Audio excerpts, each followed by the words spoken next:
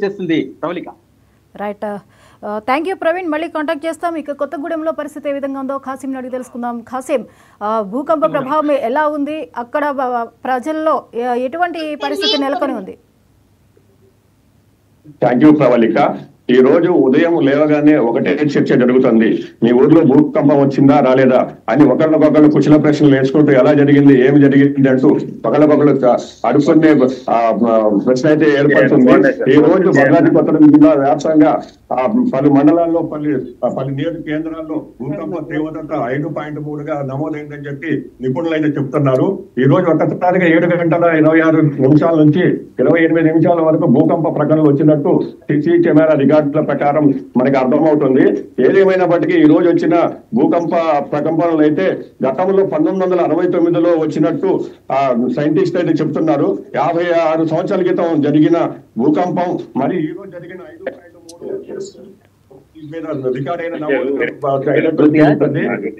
సుమారు 50 సంవత్సరాల నుంచి తర్వాత ఈ ములుగు కేంద్రంలో కేంద్రంలో ఉన్న భూకంప కేంద్రం నుంచి ఈ గోదావరి పరివాహక ప్రాంతం ద్వారా భద్రాద్రి కొత్తగూడెం జిల్లాలో ఉన్న 5 నియోజకవర్గాల నుంచి ప్రతి మండల కేంద్రంలో నుంచి ఇట్లా భూకంప ప్రకటనలు అయితే వచ్చాయి.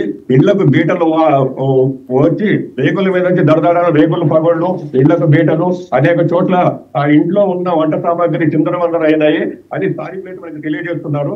ఎంతో ఈ భూమి మీద ఉన్న భూకంపం వచ్చిన తీవ్రతకైతే ఎలాంటి ఆస్తి నష్టం సంభవించకపోగా చర్చ మాత్రం అయితే విపరీతంగా నడుస్తుంది.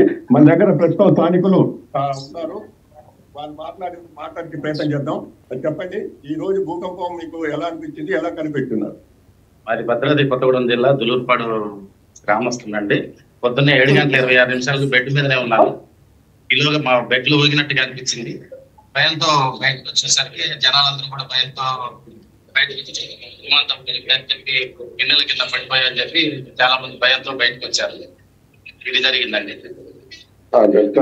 ఇదండి. ఇక్కడైతే స్థానికులు అయితే భూకంపం వచ్చిందని అయితే వాళ్ళు తెలుసుకునే లోపే వచ్చిపోయినది. రోడ్డు పక్కన ఉన్న వాళ్ళు వీధులు ఉన్నాడు మన స్పీడ్ బ్రేకర్ల సౌండా ఏంటి అనే లోపు అని తెలుసుకునే లోపే వెళ్ళిపోతున్నాయి. నా స్వీయ అనుభవానికి వచ్చేసి ఈ ఉదయం నేను మా ఇంటి వద్ద ఉండగా ఆ రేకులు గేట్లు శబ్దం వస్తుంటే ఏమిటా కోతులు ఉన్నాయని చూడగానే కాదు, కోతులు లేకుండా ఏమీ లేవు, శబ్దాలు మాత్రం వచ్చినాయి. పక్కనున్న వాళ్ళు వెంటనే వచ్చి మా ఇంట్లో గిన్నెలు అవి పడిపోతున్నాయని చెప్పి ఇంట్లో నుంచి హాకారాలు చేస్తూ బయటకు వచ్చారు. అప్పుడు ఇది భూకంప ప్రకంపనలు వచ్చినట్టు మేము తెలుసుకున్నాం Pravalika. Right. Thank you Kasim.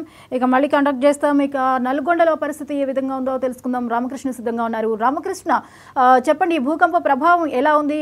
తెలంగాణలో అయితే 5.3